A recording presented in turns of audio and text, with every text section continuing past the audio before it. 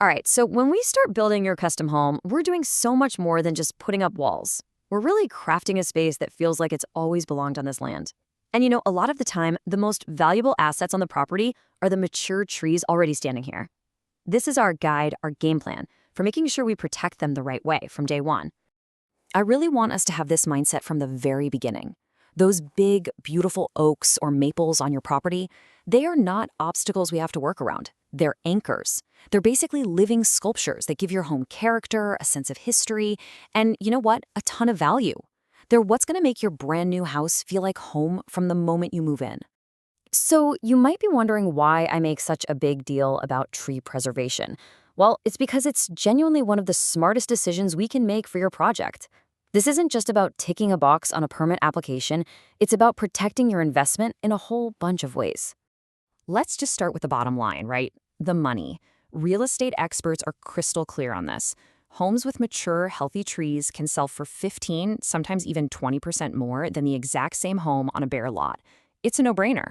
Protecting these trees is a direct investment in what your property will be worth in the end. And this slide really breaks it all down. I mean, beyond just the raw financial value, these trees will literally lower your air conditioning bills in the summer. Their root systems help manage rainwater too. And from a project management view, doing this right means we dodge expensive stop work orders and some pretty hefty fines. When you look at the small cost of a good fence versus the thousands you might spend trying to save, or worse, remove a dying tree later, well, the choice is obvious. Okay, so to protect a tree, we have to understand the part we can't even see. That massive, sprawling root system just under the surface. This is where we define what I like to call the no-go zone. And it all starts with one super simple measurement. We call it the Tree Protection Zone, or TPZ. And I just love how this is phrased.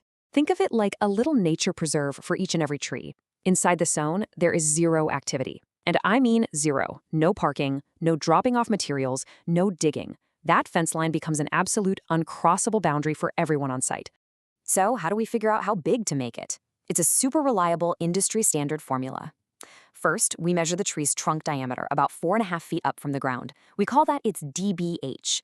Then, for every 1 inch of that diameter, we need 1 foot of protected radius. That's it. We just measure that distance out from the trunk, and that's our line in the sand. And here's what that looks like in the real world. That gorgeous 24-inch oak on your lot, it doesn't just need a few feet of breathing room. No, it needs a 20-foot radius, which creates a huge 48-foot wide protected circle. Now, that might sound massive, but that's the space its most delicate feeder roots need to breathe, get water, and ultimately to survive. So once we know the size of the zone, we've got to enforce it with a real physical barrier. The kind of fence we pick is, like the slide says, it's basically an insurance policy for your trees. And as you're about to see, not all fences are created equal. Not by a long shot. Here's a quick and easy breakdown. Chain link, that's the gold standard. It's a true physical barrier, and a lot of towns actually require it. For most of our projects, that welded or woven wire on steel posts is the perfect practical choice. And then you've got the plastic mesh. And I want to be totally clear about this. It's the bare minimum, and I really only suggest it for areas that aren't critical. This comparison really nails it. A chain link fence sends a message nobody can misinterpret. Do not enter. That plastic mesh, though, it's just a visual suggestion. I've seen it 100 times. Crews just lift it up to take a shortcut or stash something. It just doesn't command respect. And a lot of the time, it doesn't even meet the legal requirements. So we need a real barrier, not just a friendly suggestion. But what if, for some reason, we absolutely have to drive across a part of a root zone? A fence won't stop this next problem. We have to protect against what I call the silent killer of trees on pretty much every job site. And that killer is soil compaction. Simple as that. When heavy equipment drives over the ground again and again, it squeezes all the air and water out of the soil. It basically turns it into concrete and just starves the roots. So to prevent that, we use a more advanced technique. We lay down a thick 8 to 12-inch cushion of mulch, then cover it with heavy plywood or even steel plates to spread out the weight. This is the kind of detail that shows a team really knows what they're doing.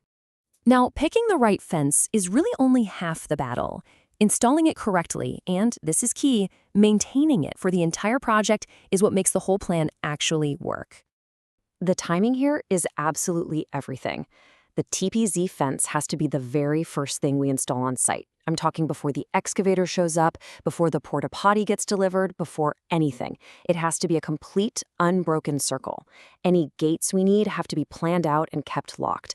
And crucially, as your project manager, I will personally walk that fence line every single day to check for any issues.